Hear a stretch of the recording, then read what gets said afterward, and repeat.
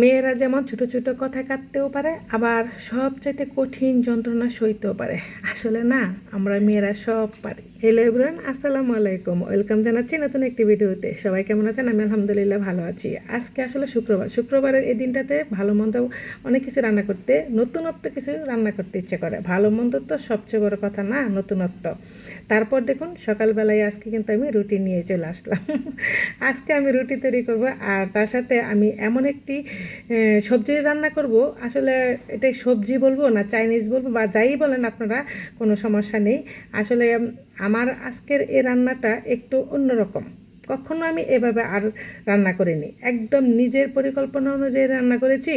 আর খেতে যে এত অসাধারণ হয়েছিল, আসলে না খেলে এভাবে আপনারা বুঝতেই পারবেন না।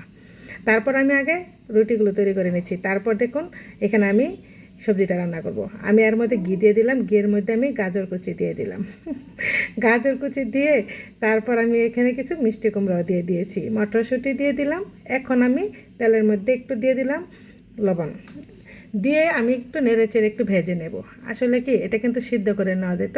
আমি এখানে সয়াবিন তেল দিতে পারবেন, ঘি দিতে হবে এমন কোনো কথা না, ঘি দিলে ফ্লেভারটা একটু ভালো আসে, যার কারণে আমি ঘি দিয়েছি।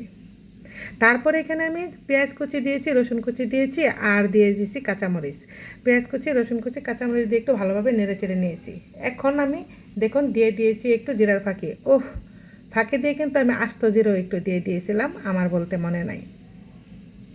তারপর আমি এখানে সামান্য পরিমাণ পানি দিয়েছি, আর এই পানিটাই যতটুকু দেওয়া দরকার, আমি 1.5 কাপের মতো পানি এখানে দিয়ে দিয়েছি একটু সিদ্ধ হওয়ার জন্য। মোটামুটি ভাজার মধ্যে কিন্তু আমার অনেকটাই সিদ্ধ হয়ে গেছে। তারপর দেখুন এখানে আমি সস দিয়ে দিলাম। আসলে আগে আমি একটু সস দিয়েছি, তারপর আবার অল্প একটু দিয়েছি, আর দিয়ে দিলাম তেজপাতা। এখন আমি ভালোভাবে নেড়ে চেড়ে নেবো। এটা নেড়ে চেড়ে এদিক দিয়ে কিন্তু আমি আবার রুটি কিন্তু ভাজতেছি, বানানো শেষ হয়েছে, রুটিও ভাজতেছি। আমি কিন্তু দুটোই একসাথে করে নিচ্ছি। আর এভাবে আসলে আমি সবজি কখনোই রান্না করিনি, কিন্তু আজকে যে খেতে এত বেশি ভালো লেগেছিল। আমি সবচেয়ে বড় কথা কি, ঘি দিয়ে ভেজে সবজি রান্না করি, শুধু চাইনিজটা, আর কিছুই না। তারপর দিয়ে দিলাম এখানে কর্নফ্লাওয়ার, একটু গাঢ় গাঢ় হওয়ার জন্য। আর দেখুন ঘনত্বটা কেমন হয়েছে। আসলে কি জানেন, এর মধ্যে যদি কর্নফ্লাওয়ার দেওয়া হয় তাহলে আমার মনে হয় অন্যরকম হয়ে যায় খেতে, যে কী একটা সুস্বাদু হয়েছিল। দেখুন কেমন হয়েছে ঘনত্বটা, আর কালারটা কি অসম, তাই না? অনেক ভালো লেগেছিল। আর আজকে আমার ছেলেটা তো খেয়ে মহাখুশি। দেখুন কার্টুন ছাড়া তো খেতেই পারে না। একটা কলা দিলাম, আর দিলাম সবজি। মাশাল্লাহ খেয়ে ফেলছে। আজকে কিছুই বলে নাই, বায়নাও করে নাই কোনো কিছু। কার্টুন আছে না সামনে, কি খাইতেছে সে নিজেও জানে না।